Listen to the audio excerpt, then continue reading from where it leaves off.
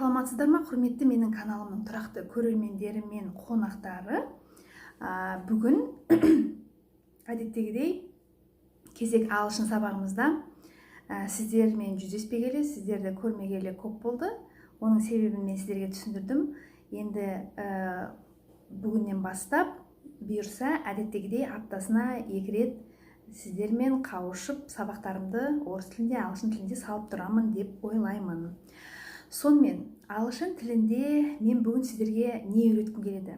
Менің сіздерге бүгін үйрететін конструкциям, яғни сөйлем құрылымы, сөйлем құрау жолы өте қызықты. Бұлайша ол құрылымды біз күрделі құрылымдарға жатқызамыз және күрделі сөйлем құрағанда қолданамыз. Бірақ ағылшын тілінде оны құрау жолы оңай.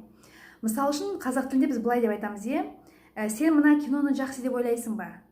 Сен оны ақылды деп ойлайсың ба? Сен ол ертең келеді деп ойлайсың ба? Сен ол маған хат жазады деп ойлайсың ба? Осы ойлайсың ба дегенді біз қалай қолданамыз? Сол туралы мен сізге бүгін түсіндіремін. Бұның ешқандай қиындығы жоқ. Мысал үшін, сен мына киноны қызық деп ойлайсың ба деген сөйлемді қазір ағылшын тілінде құрап көрейік. Ол үшін бірінші біз мына кино қызықты деп айтайық. This movie is interesting. This movie is interesting. Енді бізге деп ойлайсың ба дегені керек. Оны қайтеміз? Біз оны осы this movie is interesting-нің алдына жаза саламыз. Do you think деп. Do you think деген сен ойлайсың ба деген сөз. Яғни ағылшын тілінде сен ойлайсың ба деп бірінші айтып аламыз да, не туралы ойлайтынды сонан кейін қоямыз. Ал қазақ тілінде керісінше бірінші біз не екенін айтамыз да, сонан кейін барып ойлайсың ба дегенді соңына қоямыз. Керісінше ауысады. Сонымен, сен мына киноны қызықты деп ойлайсың ба деген сөйлем бұлай құралады. Do you think this movie is interesting? Болды, ешқандай қиындық жоқ. Келесі, ол ертең келеді деп ойлайсың ба? Сен ол ертең келеді деп ойлайсың ба деген сөйлем. Ағылшынша бірінші ол ертең келеді деген сөйлемді құрап аламыз. He will come over tomorrow. Okay? He will come over tomorrow. Ол ертең келеді деген сөз. Енді сен ойлайсың ба дегенде жаңағы he will come over-дың алдына қоя саламыз. Сонда бізде do you think he will come over tomorrow деген сөйлем шықты. Оңай. Do you think he will come over tomorrow? Сен оны ертең келеді деп ойлайсың ба деген сөз. Келесі, қандай сөйлем айтсақ болады тағы да. Сен Айнұрды ақылды деп ойлайсың ба? Кешіріңіздер, көзім ұшып кетті. Сен Айнұрды ақылды деп ойлайсың ба деген сөз. Сөйлем. Айнұр ақылды деген сөйлемді ағылшынша құрап аламыз. Айнұр is bright, немесе clever, без разницы. Айнұр is bright. Айнұр is clever, немесе. Енді оның алдына сен ойлайсың ба дегенді қоя саламыз. Do you think Айнұр is bright? Тура осы кәдімгі хабарлы сөйлемнің алдына do you think дегенді қоя салсақ, міне осындай күрделі, сұраулы сөйлем шығады. Сен оларды бақытты деп ойлайсың ба?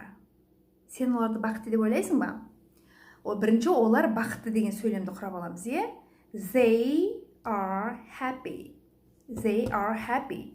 Енді оның алдына жаңағы сен ойлайсың баны ағылшынша қоя саламыз. Қалай болады? Қане, менімен бірге уже сіздер айтып отырсыздар деп ойлаймын. Себебі бұл өте оңай құрылым. Do you think they are happy? Do you think they are happy? Сіздер білесіздер, егер біз тікелей сұрақ қойсақ, олар бақытты ма деп сұрақ қойсақ, жаңағы are деген төбенің формасын біз they-дің алдына шығаратынбыз. Are they happy? Олар бақытты ма деген сөз. Тікелей сұрап тұрмыз. Ал егер біз жанамалай сұрасақ, сен олар бақытты деп ойлайсың ба десе, онда біз кәдімгі хабарлы сөйлем сияқты құрылымды қалдырамыз. They are happy. хабарлы сөйлем деп неге айттым? Себебі are дегенді сөйлемнің басынан алып тастап they дегеннен кейін қойып тұрмыз, е? They are happy. Енді жанама сұрақты сен ойлайсың ба дегенде do you think деп сөйлемнің басына қоя саламыз. Мысалы үшін, сен мені жеңеді деп ойлайсың ба? Мысалы үшін, мен ертең олимпиадаға қатысайын деп жатырмын, болмаса қандай да бір конкурсқа қатысайын деп жатырмын, е? Сонда мен сұрап тұрмын, сен мені жеңеді деп ойлайсың ба? Мен жеңемін болашақта, е? I will win. I will win. Мен жеңемін деп тұрмын.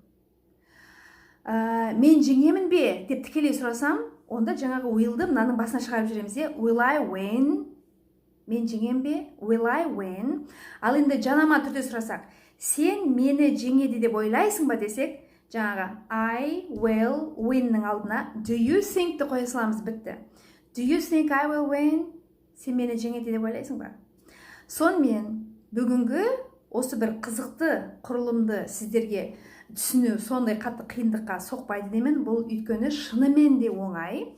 Енді пікірге өз сөйлемдеріңізді жазыңыздар. Е?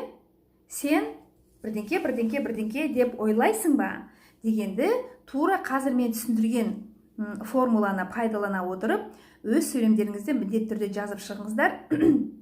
Әдеттегідей маған сіздердің лайктарыңыз керек. Ұнамай жатса былай да енді қоюларыңызға болады. Бұл маған онша қатты ұнамайды, бірақ қандай да бір реакция, е? Пікір қалдырыңыздар достарымызға, таныстарымызға, класстастарымызға, сыныптастарымызға, группаластарымызға айтып жүреміз осындай тегін қазақ тілінде ағылшынша, орысша үйрететін канал бар екенін.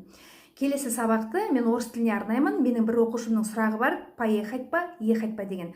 Қай кезде қайсысын қолданамыз, сол туралы мен сізге орыс тілін түсіндіремін. Құдай бұйырса, 2-3 күннен кейін кездесеміз. Аман сау болыңыздар.